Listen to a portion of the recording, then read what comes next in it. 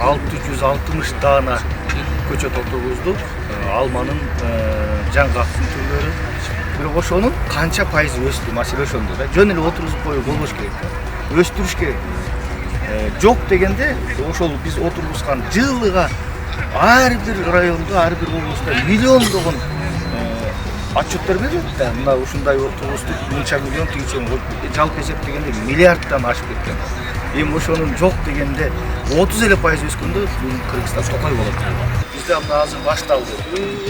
Тоолорго чыкмай, жаратылыштын кооз жерлерине бармай, отурабыз, жаратылышка суктанабыз, ушул жерде чер жазабыз да. Бирок кетип атканда биз жаратылышка ыраазычылык болуп кетпей, тескерисинче жаратылышты улгап, жаратылышка мындай бир кыянатчылык кылып, мусорлорду таштап, кээ бирлери өрттөп, ушундай болуп кетип атат да. Ошон үчүн мен айтат элем, эң биринчи тазалык.